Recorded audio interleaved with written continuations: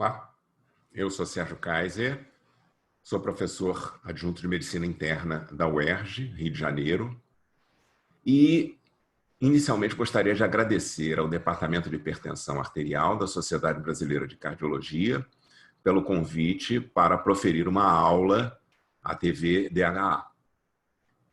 O assunto escolhido é uma atualização sobre hiperaldosteronismo primário, uma vez que uma série de novos conhecimentos foram incorporados à noção de hiperaldosteronismo, e eu gostaria exatamente de dividi-los com os senhores e senhoras.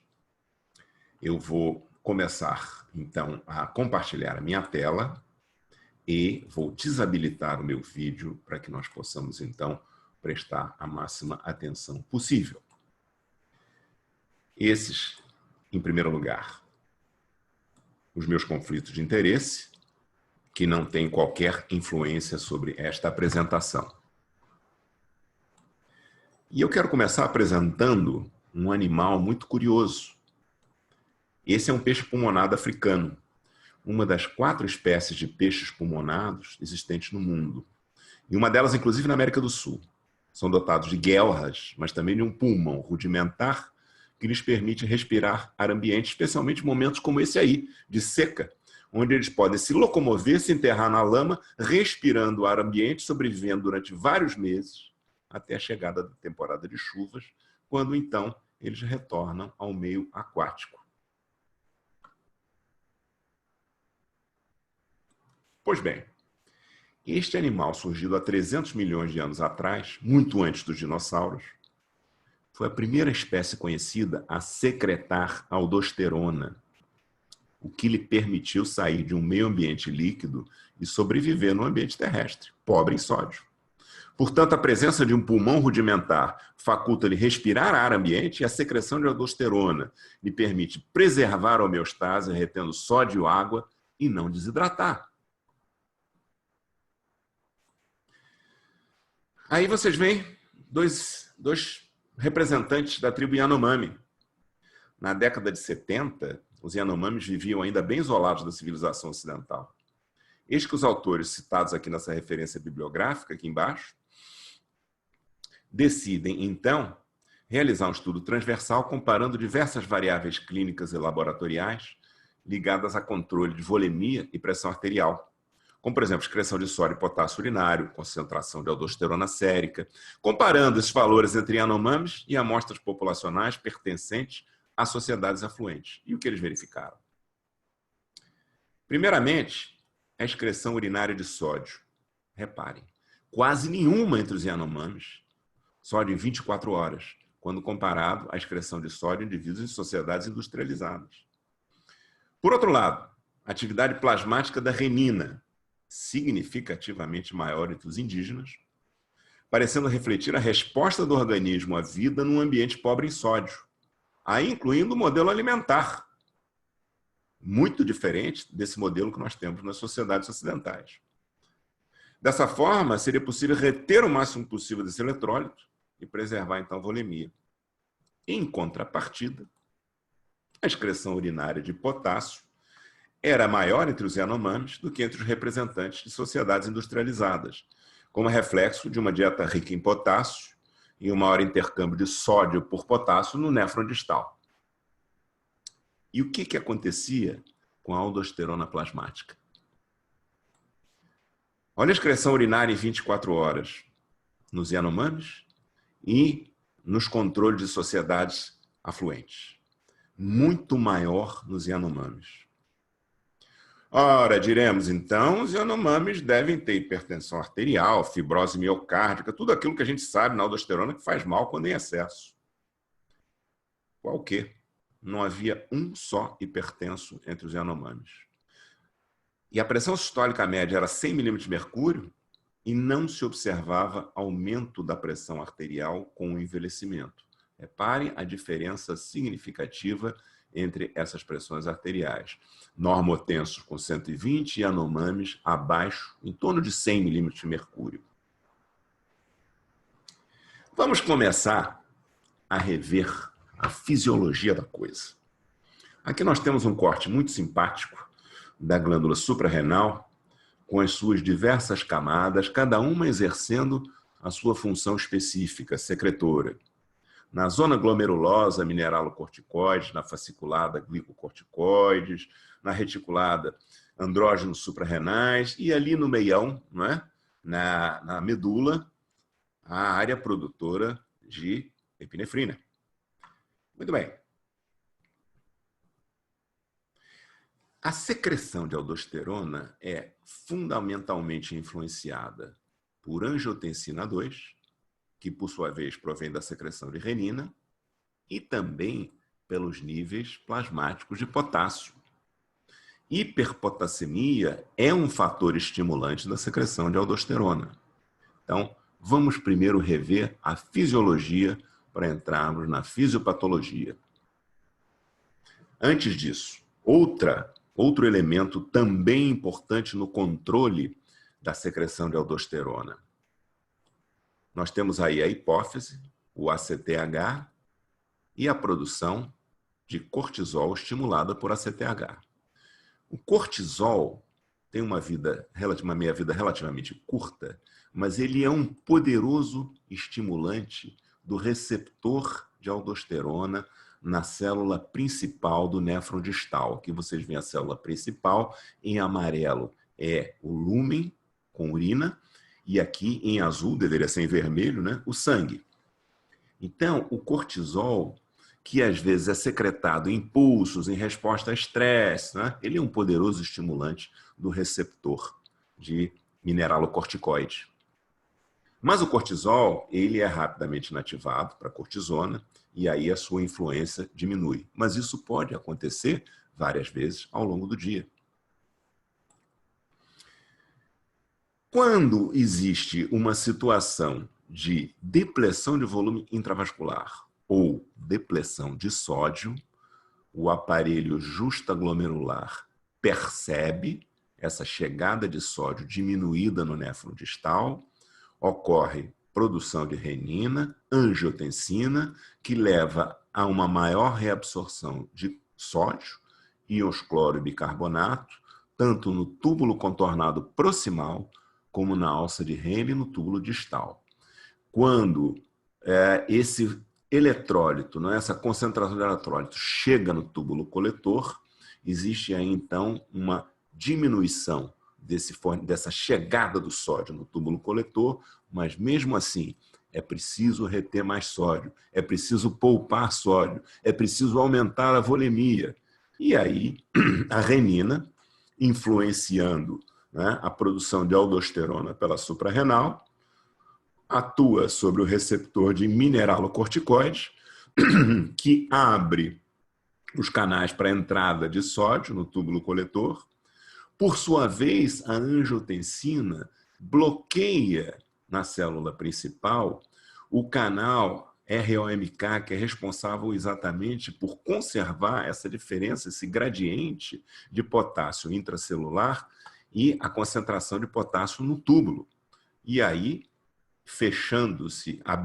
abrindo-se esse canal, ocorre uma saída espontânea de potássio, porque é preciso manter o equilíbrio eletrolítico. Mas, gente, se sair muito potássio, acaba virando uma situação de hipopotassemia. Então, o organismo lança a mão de uma outra forma de equilíbrio iônico, entra potássio na célula, entra sódio na célula, sai potássio, mas também sai hidrogênio. E com isso, não sai tanto potássio quanto poderia sair e levar a uma situação oposta de hipopotassemia. Ok? Então, há aí uma situação totalmente de equilíbrio e o organismo consegue compensar essa hipovolemia ou essa hiponatremia, aumentando a sua avidez por sódio, trocando por potássio, mas também muito por íons de hidrogênio, de maneira a manter o equilíbrio iônico. Que outra situação fisiológica nós podemos encontrar no néfron? Ah, sim! Lembrando um outro detalhe. O cortisol, como eu mencionei, também estimula o receptor de mineralocorticoide e contribui para essa maior absorção de sódio. Muito bem. Outra situação fisiológica seria hiperpotassemia, um aumento fisiológico, não patológico, um aumento fisiológico, né, na concentração de potássio plasmático, que vai resultar numa situação final de equilíbrio. Como? Supondo que esse indivíduo, ou esse paciente, enfim, esteja numa situação normovolêmica ou até de hipervolemia, enfim, não há secreção de angiotensina 2. O aparelho justaglomerular diz, não, renina, vamos parar. Então, não vamos produzir angiotensina. Com isso, há uma chegada maior de sódio no túbulo contornado distal e no túbulo coletor. O potássio plasmático aumentado, ele é capaz de estimular a suprarrenal a produzir aldosterona. Portanto, esse potássio em excesso, ele é trocado por sódio, porque o receptor de aldosterona leva o quê? A uma reabsorção aumentada de sódio. Mas esse sódio, ele tem que ser trocado por algum outro íon positivo, para manter o equilíbrio iônico. Quem sai? Sai o potássio. E com isso há uma tendência à restauração dos níveis séricos de potássio. Então, esse é um estímulo fisiológico. E a situação patológica? Na situação patológica, nós temos uma secreção de aldosterona que não deveria ocorrer. Como é isso? Supõe-se que há uma expansão do volume intravascular, portanto, renina e angiotensina não são produzidas. Se renina e angiotensina não são produzidas, chega mais sódio no túbulo contornado distal e no túbulo coletor. Ora, se está havendo uma produção inadequada de aldosterona, né, numa situação de hipervolemia onde ela não devia ocorrer, quando a renina cai, a aldosterona tem que cair, né? Entretanto, ela está lá sendo produzida, ou por um adenoma, ou por produção de aldosterona extra-suprarrenal. E aí começa a haver reabsorção desse sódio em excesso num ciclo vicioso. Além disso, nós não temos a angiotensina 2 diminuindo, não é, essa saída de potássio pelo seu gradiente natural. Então, entra sódio, mas sai potássio à vontade. Nas situações extremas, nós temos o quê? Hipopotassemia. Hipopotassemia que a gente não observa com frequência no hiperaldosteronismo primário.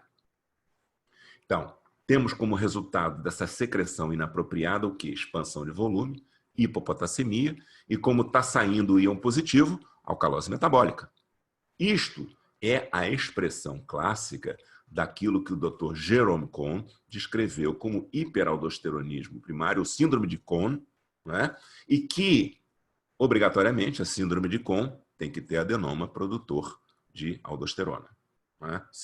Síndrome de Cohn caracteriza também a existência de um adenoma secretor.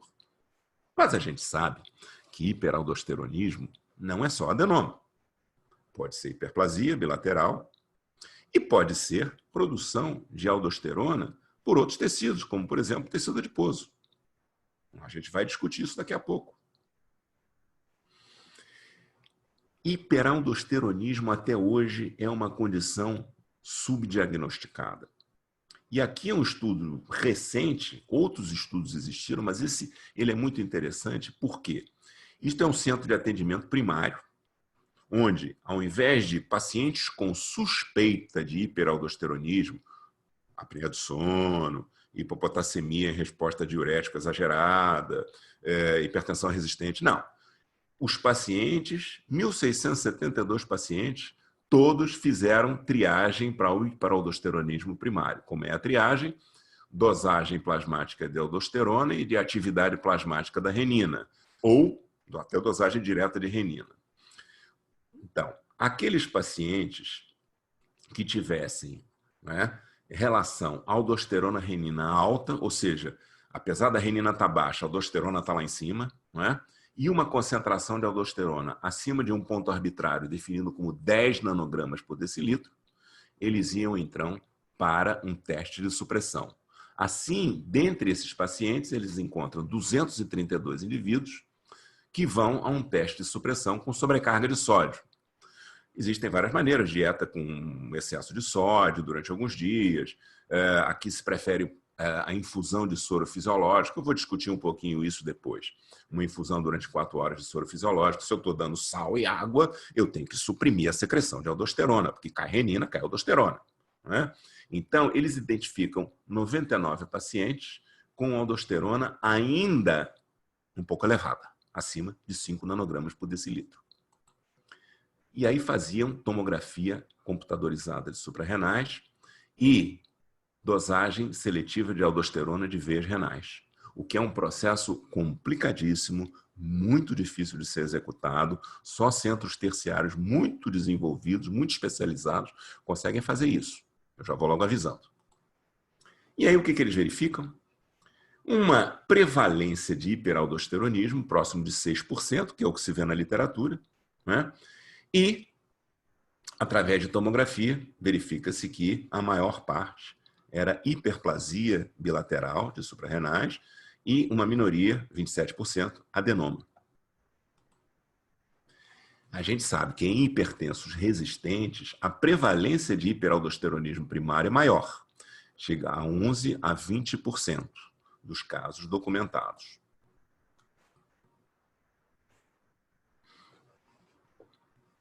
Então, quais seriam as indicações para triagem de hiperaldosteronismo? Porque, afinal de contas, é uma condição tão subdiagnosticada?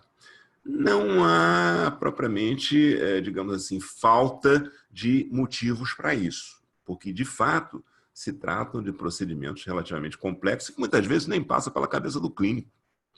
Então, eu não vou citar aqui todas as indicações, mas as principais, a começar por qual? Hipertensão resistente, que é a mais clássica de todas. Né? Não vou aqui dizer quais são os critérios de identificação de hipertensão resistente. Né? O professor Aldi já deu aula sobre hipertensão resistente, está lá no canal, e todos esses critérios para definição de hipertensão resistente estão na aula dele.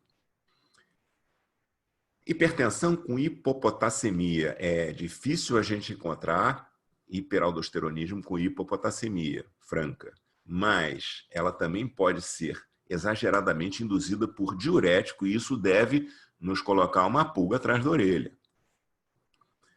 Hipertensão com massa suprarrenal identificada numa tomografia, por acaso, né? Um incidentaloma num paciente hipertenso, incidentaloma suprarrenal, aí já começa a se constituir uma indicação. Hipertensão, história familiar de hipertensão de recente início ou AVC antes do 40. Por quê? Está aqui a indicação seguinte: parente de primeiro grau de hipertenso que já tem diagnóstico de hiperaldo. Essas duas situações referem-se ao fato de que existem 3 ou 4 condições genéticas, né, de penetrância familiar associadas a hiperaldosteronismo primário. Então, isso envolve também um rastreamento familiar nessas duas condições. Né?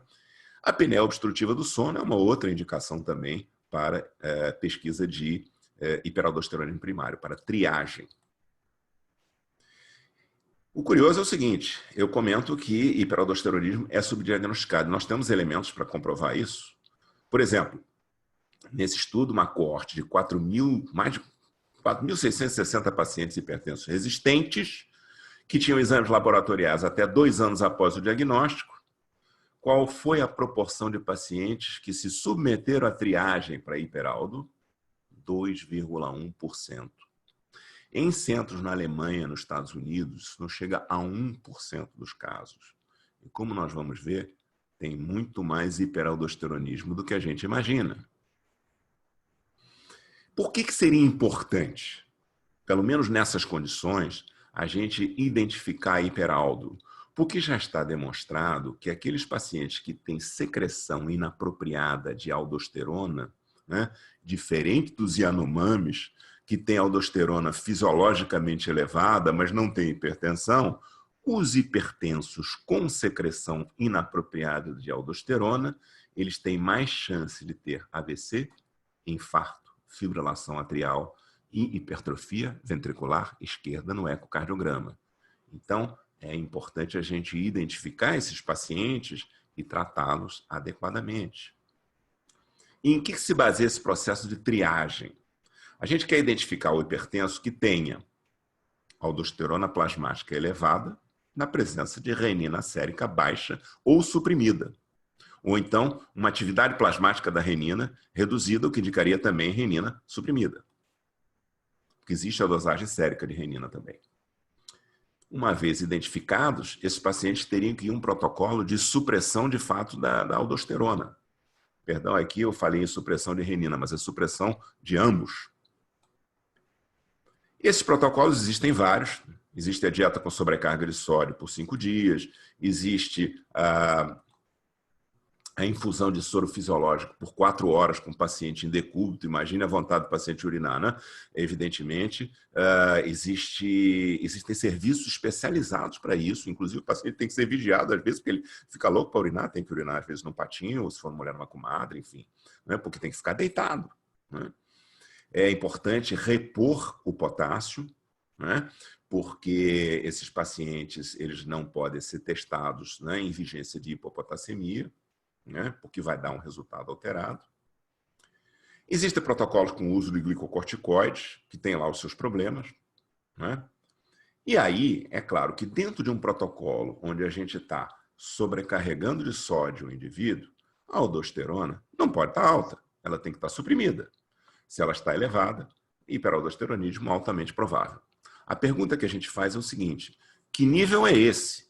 Porque esse nível ele é muito arbitrário. Estando este nível elevado, o paciente iria para a fase seguinte, que é a tomografia, para investigar a presença de adenoma ou hiperplasia suprarrenal.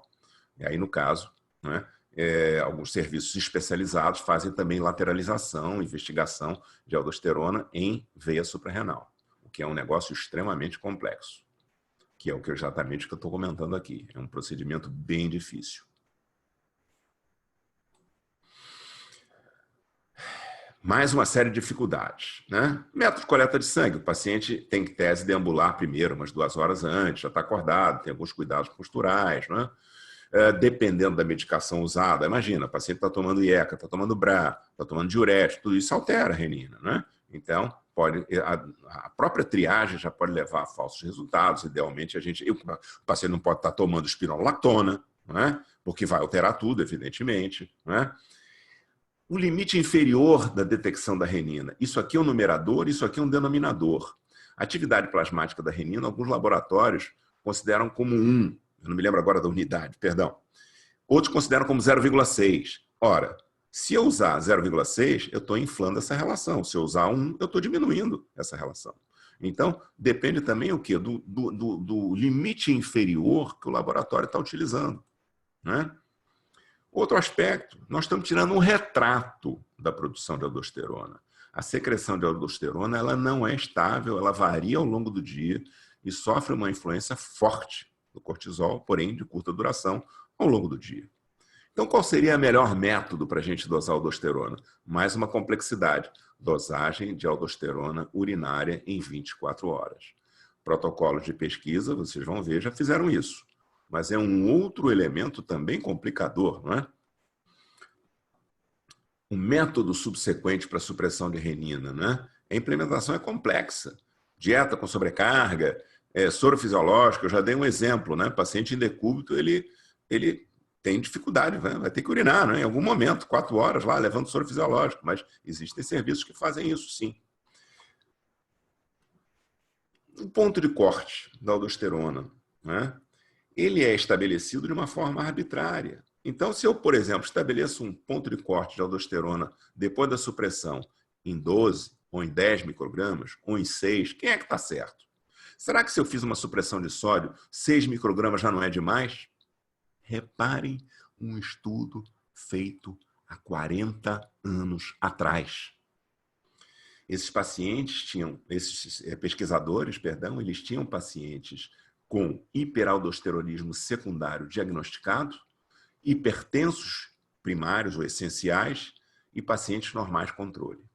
E eles verificaram a excreção urinária de aldosterona em microgramas por decilitro. Hiperaldo primário. Todos eles com excreção urinária de aldosterona após teste de sobrecarga salina, excreção acima de 6 microgramas. Pacientes normais, controles, após sobrecarga salina, todos com aldosterona abaixo de 6 microgramas. Parece um ponto de corte até interessante, não é? E os pacientes hipertensos primários essenciais, sem hiperaldosteronismo diagnosticado? Boa parte deles com secreção de aldosterona não suprimida, estudo de 40 anos atrás. E aí nós entramos num estudo muito interessante do grupo do Anand Vaidya, de Harvard, e eles fizeram uma coisa muito interessante, né? Um estudo transversal em amostras populacionais, 400 acadêmicos, né? Eles avaliavam a concentração de aldosterona urinária em 24 horas, em todos eles, após supressão da secreção de renina com sobrecarga de sódio, né? Então, tinha um grupo de normotensos, todos fazendo supressão, estágio 1, 115 pacientes, estágio 2, 203 pacientes, e pacientes com hipertensão resistente. Nesses, eles não podiam suspender tratamento, tinham apenas que modificar o tratamento de modo a minimizar falsos resultados. Os demais eram estudados sem tratamento, né, para não falsear resultados. Isso aqui é um gráfico chamado waterfall, gráfico em cascata, onde as concentrações de cada paciente são colocadas lado a lado, do menor para o maior. E essa linha tracejada é um ponto de corte estabelecido em 12 microgramas por decilitro da concentração urinária de aldosterona. O que a gente já vê aí? 11% dos normotensos têm secreção de aldosterona acima desse ponto de corte, com teste de supressão feito. Estágio 1, 15%. Estágio 2, 21%. Estágio 3, 22%. Interessante que se a gente baixar o ponto de corte, por exemplo, para 6, como naquele estudo de 40 anos atrás, a proporção de pacientes com secreção inapropriada de aldosterona é ainda maior. E não nos parece lógico? Gente, se ele teve a renina suprimida, como é que essa secreção de aldosterona urinária em 24 horas ainda está acima de 6 microgramas por decilitro? Parece alta, né? Reparem a curva de distribuição da aldosterona nesses 4 grupos de pacientes. À medida que o nível de hipertensão vai se tornando mais importante, essa curva vai se deslocando cada vez mais para uma assimetria no sentido de concentrações maiores de aldosterona urinária. E lembrando que isto tudo corrigido por uma série de fatores de confusão, inclusive peso corporal. E por que eu estou falando em peso corporal? Porque pode haver secreção de aldosterona pelo tecido adiposo. Isto poderia ajudar a explicar, inclusive, os resultados do estudo Pathway 2. Lembrando a vocês que foi um estudo de 12 meses de duração, foi um estudo que consagrou, um dos 2 estudos, né, que consagraram a aldosterona como 4ª droga em hipertensão resistente, o outro foi o REHOT brasileiro, né? Nesse estudo, os pacientes eles eram randomizados para 4 estratégias de tratamento, eles passavam pelas 4 estratégias, incluindo placebo, né? Supressão do sistema nervoso simpático, medicamentos anti-adrenérgicos e medicamentos anti-aldosterona, no caso, a espironolactona. O desfecho primário era o controle da pressão sistólica em casa, em automedida da pressão. E aqui, o ciclo, né? Depois de um run-in, o ciclo completo, aldosterona, espironolactona, bisoprolol, doxazocina, placebo. Eles passavam por todo esse ciclo, né, de maneira randômica, numa duração do estudo de 1 ano. A aldosterona foi a que mais, a espironolactona foi a que mais reduziu a pressão arterial sistólica, mas também os outros 2 fármacos reduziram a pressão sistólica em relação ao placebo. Mas o que eu queria mostrar? É que a atividade aqui em rosa, a redução da pressão arterial determinada pela espironolactona, ela foi tão mais intensa quanto mais baixa era a concentração de renina. Isso aqui é a curva de distribuição normal da renina nesses pacientes do estudo.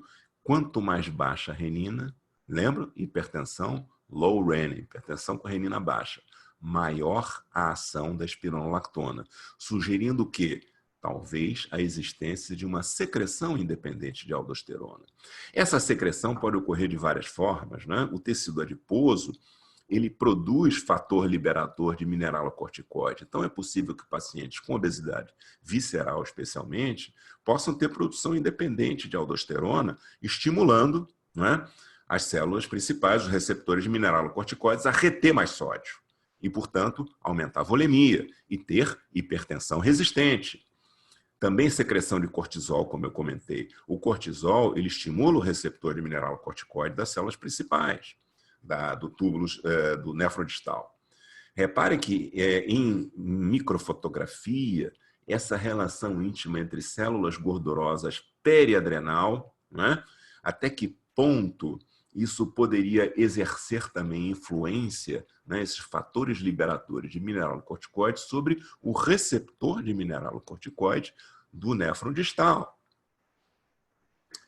Então, eu gostaria de encerrar essa apresentação, né, discutindo uma proposta que foi feita justamente pelo Dr. Veidia, no sentido da gente expandir um pouquinho essa busca por hiperaldosteronismo, que hoje é tão pequena, tão pouco realizada. Uma vez que ele tem aquelas indicações clínicas suspeitas que eu mencionei anteriormente, não é? Haveria três possibilidades. Uma, que esse paciente teria uma triagem francamente positiva. Renina suprimida e uma aldosterona lá em cima, acima de 15 nanogramas por mililitro, no caso. Aldosterona sérica. Né? Retrato, como eu falei, retrato, não é aldosterona urinária. Esse poderia ter já o seu diagnóstico praticamente confirmado e ir para o exame de imagem e começar o tratamento. Ou poderia, eventualmente, também fazer um teste de supressão e acabar resultando, muito provavelmente, na mesma coisa, hiperaldosteronismo primário. Estes pacientes que tivessem aldosterona entre 10 e 15 nanogramas por decilitro, partimos do princípio, a renina foi suprimida, a renina está suprimida, está menor, está baixa na triagem, mas a aldosterona sérica está alta. Então, tem que ir para um teste de supressão. Tem que ter a confirmação. O teste de supressão poderia também ser realizado, e aí vem a novidade, não é? Sugerida pelo Veidia, mesmo com aldosterona não tão elevada, entre 6 a 10 miligramas por decilitro. Né? Mas tendo uma renina baixa, suprimida, vale a pena fazer teste de supressão neles também. Essa que seria a novidade, porque nós normalmente nos concentramos aqui nesse meião. Nesse caso, teste de supressão nesta situação de aldosterona mais elevada. Ela foi suprimida, mas nem tanto. Nem tanto. Isso talvez seja um hiperaldosteronismo leve, não clássico, terapia empírica com antagonista de mineralocorticoide, ou talvez fazer um exame de imagem, quem sabe. Vamos chegar lá. Ou não, a aldosterona foi intensamente suprimida.